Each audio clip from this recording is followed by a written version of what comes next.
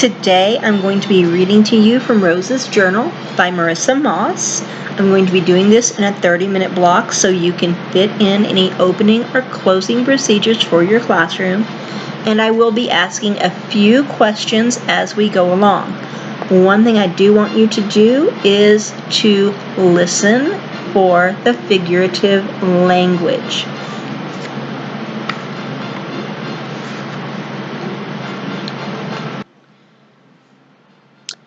January 1st, 1935. Happy New Year! I sure hope 1935 is a heap better than 1934. That was a dusty, dry, hot year, so I say good riddance to it. I can remember when Mother sang all the time, and Father told stories to Floyd and me after supper. I can remember when we'd have a big, beautiful fir tree, filling the house with its piney smell for Christmas. But none of those things happen anymore. Times are too hard. Mother's always fretting. Father's too worried for stories. His face is like a door shut tight. And instead of a tree, we put some fir branches in a bucket and decorated them with old tinsel. I wasn't expecting any Christmas presents. I know we can't afford anything. But when Grandpa and Grandma came to visit, they gave me this journal. Floyd got one too. It's a better present for him than me. I like to draw fine, but I don't scribble all the time like he does. January 3rd, 1935. Even in winter, there's lots of work to be done on our farm. I bring in the cows every morning to feed and milk them. Then I feed and water the hogs, chickens, dogs, and cats. Last of all, I wash up and feed myself. Then Floyd and I walk the 2 miles to school. We're lucky the school is so close. A lot of kids have long walks, and some have to get rides from their folks. Father's too busy to take the time to drive us. With nothing growing, you'd think he'd have lots of time on his hands. Instead, he works twice as hard trying to figure out some way to grow crops in a drought and fatten calves with thin straw. And here you can see the difference. So the calves before, when they were nice and fat, and then here they are so skinny because they can't eat anything. You can see their ribs. At school today, the teacher, Miss Fisk, told us that the trial of the man accused of kidnapping and killing the Lindbergh baby has just begun. His name is Bruno Hauptmann, and his picture was in the newspaper right on the front page. Miss Fisk says it's important news, but I don't see why. The trial won't bring back the baby. I feel bad for the Lindberghs, but it just seems part of the same hard times we're all in. Nothing goes right anymore. January 13th, 1935. Father and Floyd had another big fight today. About farming as usual. Floyd was drawing in his journal, and Father thought he should be doing chores. He'd finished them already is all, so he yelled at Floyd for being a useless dreamer. "Can't eat those pictures you make, can you?" Floyd snapped back that farming's not filling our bellies either. That really got Father mad.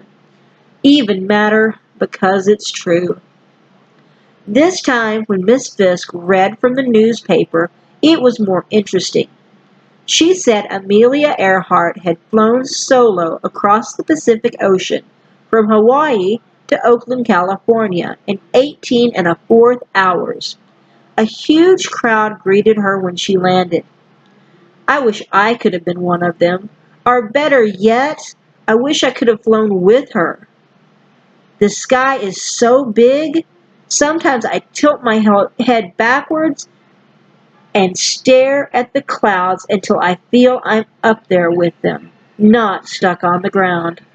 It's a great feeling. I bet flying is like that. January 18th, 1935. I tried to help Father today when he went out checking fences to make sure nothing needed repairs, but he snapped at me to go back home and make myself useful. I was trying to make myself useful. He's so unfair. He yells at me when he's really mad at Floyd for not helping him. Floyd's the one Father expects to take over the farm. Every year, Father lets him choose one of the heifer calves to keep. Floyd can learn to care for his own herd. By the time he finishes high school, he'll have a good herd of breeding stock. Plus, Father figures if Floyd has his own cattle, he'll be more interested in farming. It hasn't worked so far, though Floyd does care about his cows, especially the calf he picked last spring. He even gave her a name, Lulu, and he treats her like a pet. So there is Floyd feeding Lulu a treat. January 20th, 1935. For supper last night, we had onions boiled with salt and pepper and biscuits with mustard. With all our cows, we should have plenty of butter, but Mother says we can't eat any because we have to sell all we make so we can keep up the payments to the bank for our farm. Wouldn't a little dab of butter make that much difference? I was feeling sorry for myself for going to school with nothing in my lunch pail but more biscuits and mustard until I heard Miss Fisk tell my friend Pearl that she looked poorly and better get on home and eat something. She was like to faint from an empty stomach. Pearl said she couldn't. It was her sister's turn to eat. Imagine having so little you can't even eat every day. I was so ashamed of what I had, I gave Pearl my lunch. I admit I was happy not to taste that mustard again, but Pearl thought it was a real feast. January 26, 1935. Floyd, Pearl, and me went to the movies today. We watched Tarzan, Tom Mix, Flash Gordon, newsreels, and a Shirley Temple movie. Then we sat through them all again. The newsreels were all about Bruno Hauptmann's trial in Flemington, New Jersey. The whole town is making money from it by selling souvenirs, like tiny ladders that are models of the actual ladder used to sneak into the baby's room. There were pictures of workers on strike, too, and more pictures, every newsreel has them, of hungry men standing in bread lines. I wish they'd just leave the newsreels out. That's not the kind of thing I want to see at the movies. But Shirley Temple was great. She was a poor little girl who was really rich, but didn't know it. She ended up in a beautiful house with hundreds of toys and servants bringing her whatever she wanted to eat. I liked the pony car she had best, but Pearl liked the dollhouse. Floyd said he liked the movie because it was like getting out of Kansas, out of our lives, at least for a little while. He said someday he'll really get out of Kansas. He wants to live in the big city and not be stuck on a farm. I like the movies too. I like to imagine living somewhere else, but I really love our farm too much to want to leave it. Even all dried up like it is now, I don't want to go. Tomorrow it might rain and be all green again. I love how wide open everything is, how nothing gets in the way of the land. It stretches out as far as you can see, and the sky arches over it all So close you feel you could touch an angel if you just reach out your hand. When the sun sets, it's like the whole world is filled with bright colors. The sky orange, yellow, and pink, and the ground deep purple shadows. January 30th, 1935. Floyd's last pair of socks wore clean out today. They'd been darned so many times, Mother said they were nothing but a passel of holes sewn together. But she's too proud to let folks know we can't afford socks. So she cut off the bottom of Floyd's long johns and stuffed them into the tops of his shoes. Father laughed when he saw what she'd done, but it wasn't a happy kind of laugh. More and more, Father is low. Just when he thinks things can't get worse, he says they always do. February 10th, 1935. I like to hear comedians on the radio. Will Rogers, Jack Benny, George Burns, and Gracie Allen. Floyd likes the dramatic stories, The Phantom and Dick Tracy. But on Sundays we always listen to the same thing, President Roosevelt's fireside chats. Today he said that even though millions of men are out of work, the country will get through this depression because he's thinking of all kinds of programs to help people out. Mother said she'd starve before going on relief.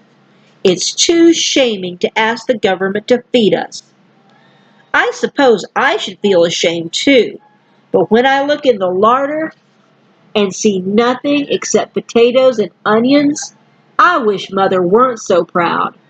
I'd have a bit of cheese and butter. I don't care who gives it to us. February 14th, 1935. Bruno Hauptmann's trial is finally over. The jury took 11 hours to decide, and 2 jurors cried as the sentence was read. He's been found guilty and sentenced to die. Mother read me the story in the newspaper, and of course at school Mrs. Fisk read it too. I still don't see why there's so much excitement about it, but Mother said everyone loves Mr. Lindbergh because of all his flying feats, and people feel sorry for him and his wife. Besides, she said, when things are bad, it makes her feel better about people, to hear about people who are worse off than herself. I'm just the opposite. When things are bad, I want to hear happy news, or at least jokes on the radio. What kind of woman do you think Rose's mother is? February 18th, 1935. First came the Depression, then the drought, and now we are having a heat wave. It's 75 degrees in the middle of winter. I wouldn't mind the heat if only it would rain. As it is, the land is dry and baked and everyone's tempers are on fire. Father and Floyd fight all the time now. It's time for spring plowing, so rain or no rain, hot or cold, Father went out this morning to plow the fields. He told Floyd to stay home from school and help him. Here's what happened. Floyd: my brains aren't scrambled from the heat. I'm not wasting my time digging in a graveyard, 'cause that's what this farm is, a graveyard. We'll all be dead and buried in it. Father: this here farm's fed and fattened you all your life, you ungrateful good-for-nothing. Farming ain't easy, but this land hasn't let us down yet, and it's not going to now. You just want an excuse to be lazy. Spend all your time with your foolhardy drawing. You don't want to help? Fine, but don't expect food from my table. Floyd: I don't expect food. Boiled onions ain't food, and bread soup ain't food neither. I thought Father was going to hit Floyd, He looked so mad, but he just stomped off, slamming the door. I couldn't believe Floyd talked that way, so disrespectful and mean. That's not like Floyd, not the brother I know. Mother tried to make him apologize to Father, but he just stomped off too, with more door slamming. Floyd didn't help Father, but I didn't see him at school either. Pearl says things are bad at her house too. Her father hardly talks at all, and her mother just cries in the rocking chair all day, moaning that she doesn't know how she is going to feed her family.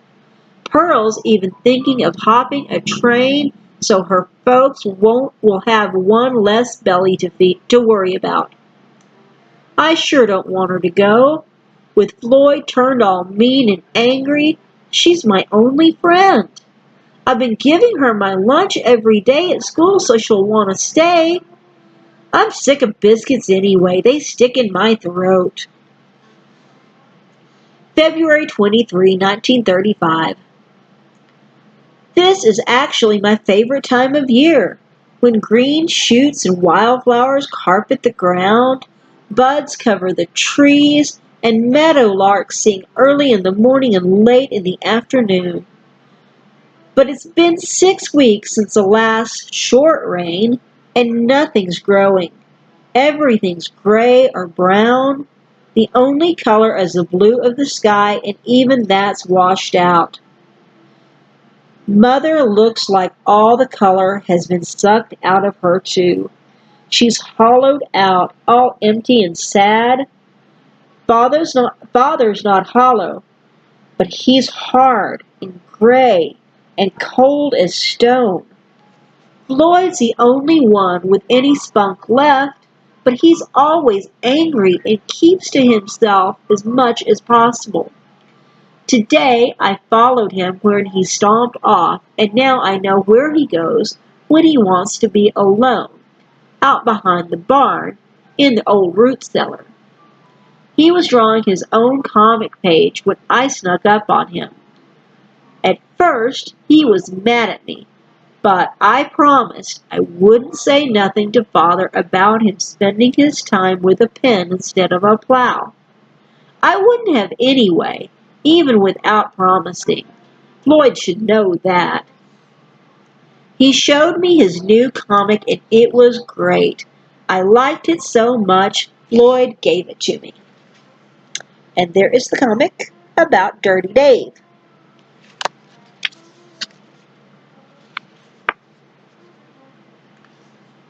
February 28, 1935. I guess I can't complain about all our butter going to pay the bank, because at least we own our farm. Pearl's folks are tenant farmers, which means they pay for farming the land with some of the crops they grow.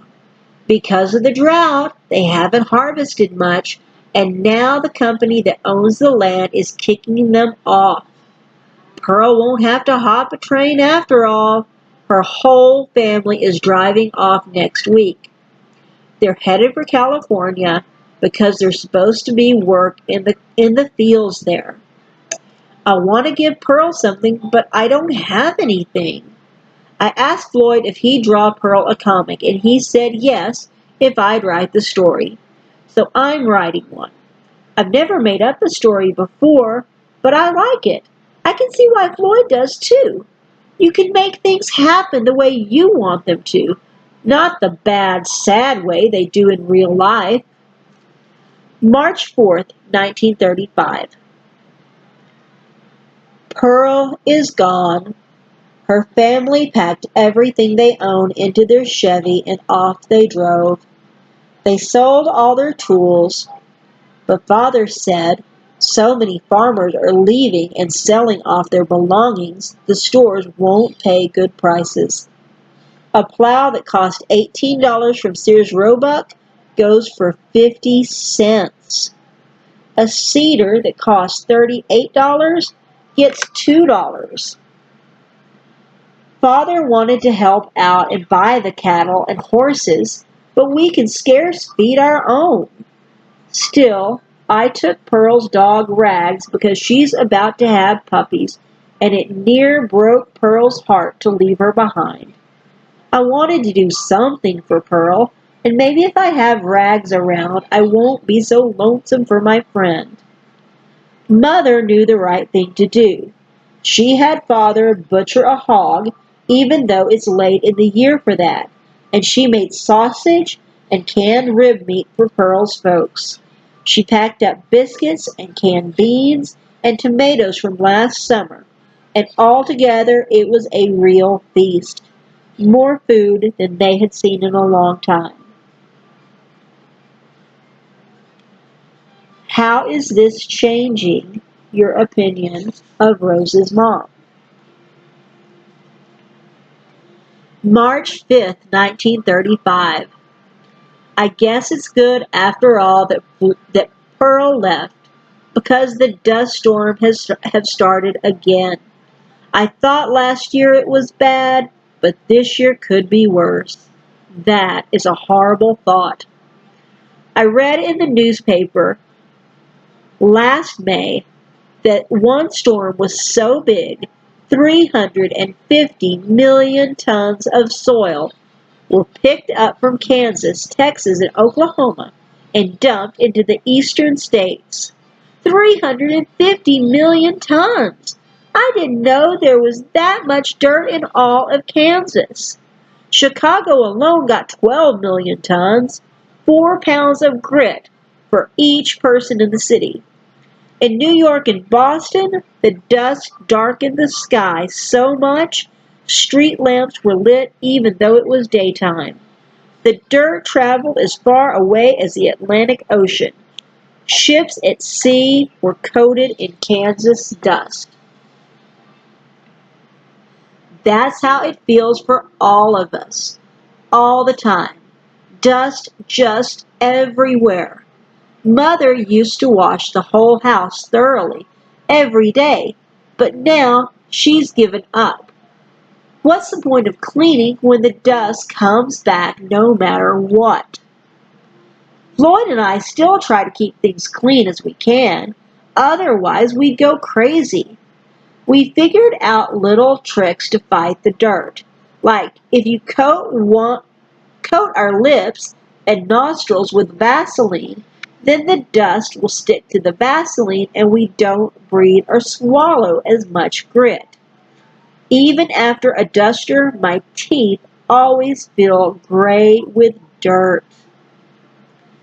March 10th, 1935. Yesterday was another duster. Red this time. Red means the soil comes from Oklahoma. Gray means it's from Texas, and black is our own Kansas soil blowing away. I had to scald the churn before I could make butter, and scrub out the wash tubs before I could clean our dusty clothes and bedding. I wanted Floyd to help me, but he was busy caring for Lulu.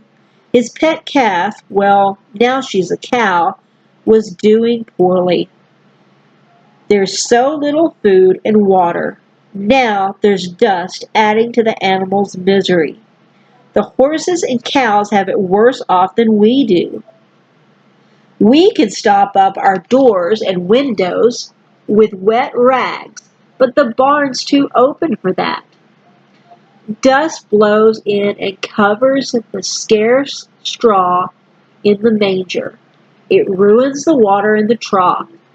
After a dust storm, all the animals are the same gritty color. They all wear a coat of dirt. Floyd tried to coax Lulu into eating. He brought her fresh well water and a handful of precious oats, but she had given up and wouldn't take anything. And there is Floyd with Lulu in his lap.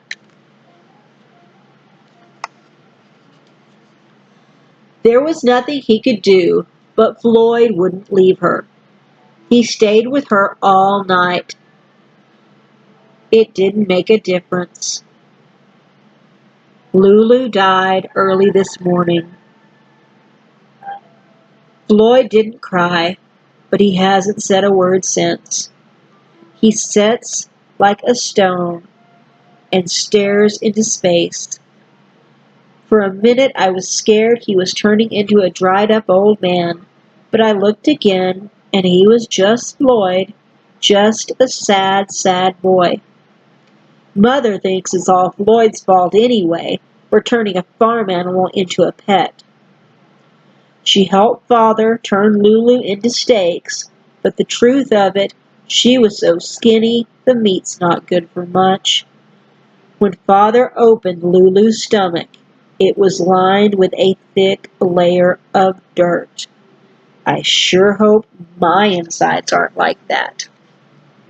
So that's why Lulu couldn't eat. She had a stomach full of sand. And that's the end of the first part of the book.